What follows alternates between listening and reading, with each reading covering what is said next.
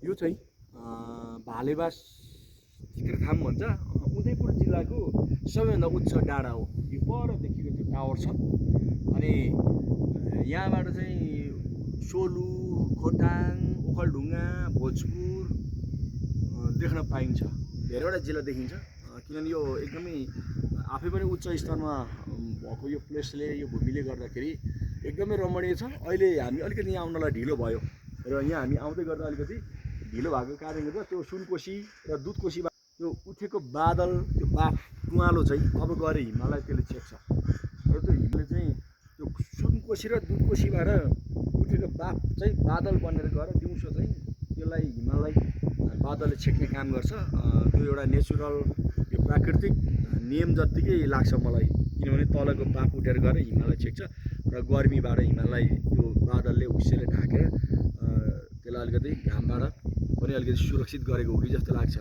यो नेचुरल प्रक्रिया त्यो उनीहरूको त्यो आफै प्रोसेसमा त्यो हुन्छ अनि बिहानै आयो भने हिमाल राम्रो देखिन्छ। अहिले चाहिँ तलको बादल उठेर गइसकेको हुनाले अलि राम्रो देखिएको छैन किनभने हामी अलिक ढिलो आइपुग्यौँ। यहाँदेखि निकै टाढो पर्छ हामी आएको ठाउँ।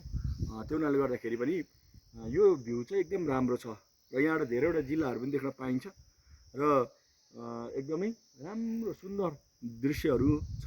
अनि यसै गरी यहाँ यो माछर्क भन्ने गाउँ छ, बजार छ। यहाँ चाहिँ हामी आउँदै गर्दा यो भ्यू टावर हेर्नलाई हामी यहाँसम्म निस्क्यौँ र तपाईँहरू सबैजनालाई एकदमै धन्यवाद दिन्छु। यहाँ हेर्न तपाईँहरू पनि आउन सक्नुहुन्छ। लगभग 8-10वटा हिमालहरू देख्न पाइन्छ यहाँबाट। मैले भन्नु त ताप्लेजुङ 5-6 धेरै ठाउँ घुमेँ तर यहाँबाट जतिको एउटा होल हिमाल हेर्न मैले कहीँ पनि पाइनँ, देखिनँ। र यो ठाउँ चाहिँ एकदमै रमणीय र एकदमै राम्रो ठाउँ छ र अलिकति मौसम चाहिँ राम्रो हुनुपर्छ। कोही कोही बेला मौसम यहाँ बिग्रेको हुन्छ, त्यो कुराले चाहिँ अलिकति यहाँ आउने मान्छेलाई अलिकति के भन्छ अलिक भने जस्तो देख्न पाइँदैन कोही कोही बेलामा।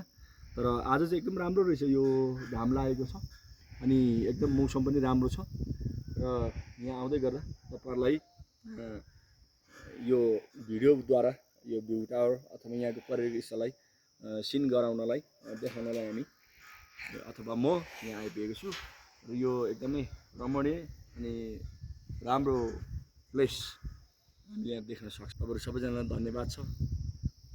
जय मसी, साथै नमस्ते।